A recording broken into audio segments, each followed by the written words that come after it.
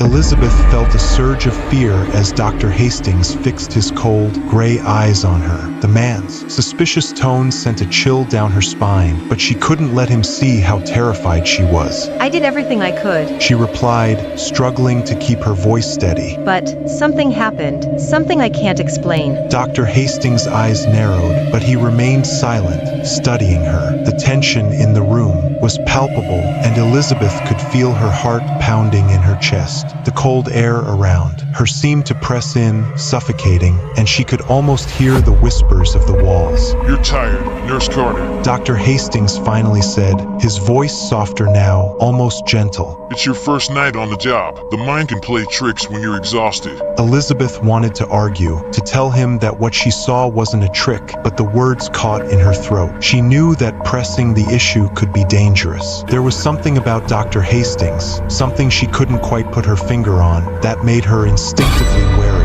Perhaps you're right. She murmured, lowering her gaze. It's been a long night. Dr. Hastings nodded, as if satisfied with her answer. Go get some rest. Tomorrow will be better. Elizabeth nodded and left the ICU, feeling the weight of his gaze on her back as she exited. She made her way to the small room where she was staying, her mind racing with what she had witnessed. She had seen something beyond the natural world, and it terrified her. But even more terrifying was the realization that Dr. Hastings knew more than he was letting on. He had seen the shadow, and he wasn't surprised by it. Elizabeth could sense that there was something dark and malevolent lurking beneath his calm exterior, something she couldn't yet understand. She climbed into bed, but sleep didn't come easily. The hospital's eerie silence seeped into her bones, and her thoughts raced, replaying the events of the night over and over. Finally, after what felt like hours, she drifted into a restless sleep, haunted by nightmares of shadowy figures and cold, dead eyes. The next morning, Elizabeth awoke to the sound of rain pattering against the small window. The gray light of dawn barely penetrated the thick fog that clung to the hospital like a shroud. She felt a sense of foreboding as she got dressed, knowing that the day ahead would be difficult. As she made her way to the nurse's station, she saw Mrs. Abernathy already at her post, her expression as severe as ever. The older woman glanced up briefly as Elizabeth approached, but said nothing. Good morning. Elizabeth offered, her voice tentative. Mrs. Abernathy nodded curtly. Morning. Elizabeth hesitated for a moment before speaking again. Mrs. Abernathy, I need to know, what is really going on in this hospital? What was that shadow I saw last night? Mrs. Abernathy's face remained impassive, but there was a flicker of something, fear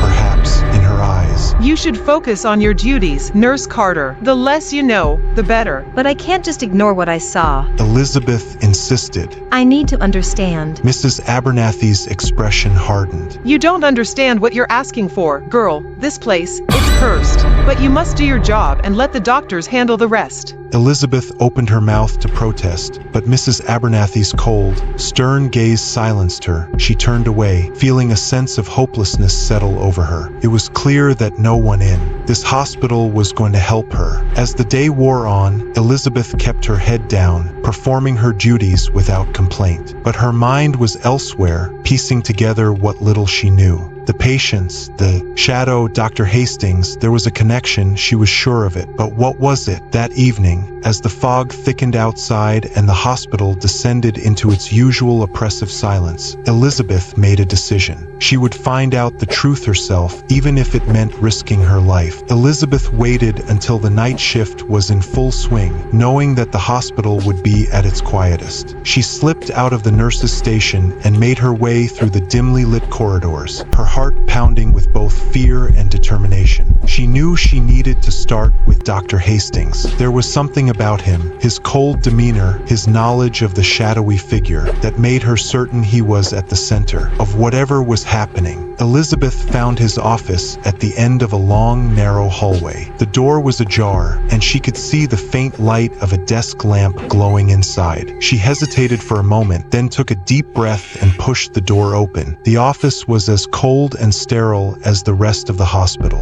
Medical journals and books lined the shelves, and the desk was cluttered with papers and files. Dr. Hastings wasn't there, but his presence seemed to linger in the air, making her skin crawl. Elizabeth began to search through the files, her hands shaking slightly. She found patient records, all with the same disturbing symptoms: rapid weight loss, shallow breathing, and a sense of dread. And each file ended the same way, with the patient's unexplained death. As she dug deeper, she found something even more chilling: notes written in Dr. Hastings' own hand. They spoke of experiments, of harnessing the life force of then patients to achieve something greater, something beyond the natural world. The notes were filled with cryptic references to rituals and ancient texts, things Elizabeth couldn't fully understand. But one thing was clear: Dr. Hastings was not trying to heal the patients. He was using them for something dark and unnatural, something that involved the shadowy figure Elizabeth had seen.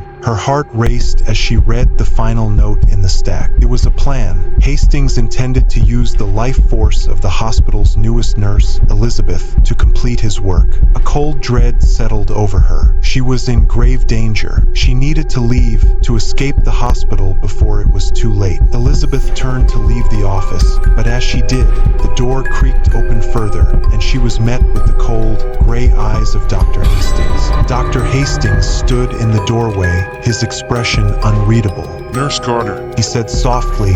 I see you found my notes. Elizabeth took a step back, her heart pounding in her chest. She tried to speak, but the words caught in her throat. The air in the room seemed to grow colder, and she could feel the oppressive presence of something dark, something unnatural. You were never meant to see this. Hastings continued, his voice calm, almost soothing. But now that you have, there's no going back. Elizabeth finally found her voice.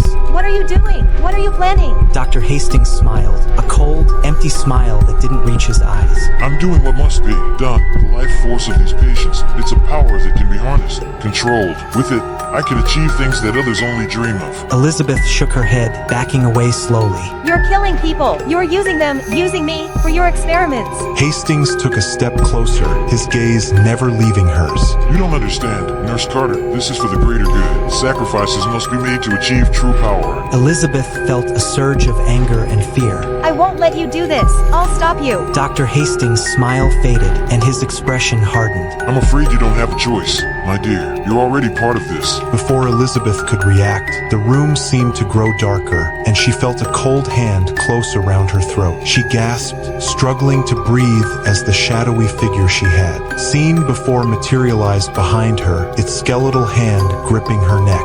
The last thing Elizabeth saw before darkness overtook her was Dr. Hastings' cold, merciless eyes. Elizabeth awoke in a room she didn't recognize. The walls were stone, cold and damp, and the only light came from a flickering candle on a small table nearby. She was lying on a hard, narrow bed, her wrists and ankles bound with rough rope. Panic surged through her as she struggled against the restraints, but they held fast. Her mind raced, trying to make sense of what was happening. She could hear the faint sound of chanting, a low, rhythmic drone that seemed to vibrate through the walls. The door creaked open, and Dr. Hastings entered the room, his expression calm and composed. Behind him, the shadowy figure loomed, its presence filling the room with an overwhelming sense of dread. It's time, Nurse Carter. Hastings said softly. Your sacrifice will be the final step in my work. Elizabeth's heart pounded in her chest. You don't have to do this. She pleaded. You can stop now. Let me go. Hastings shook his head.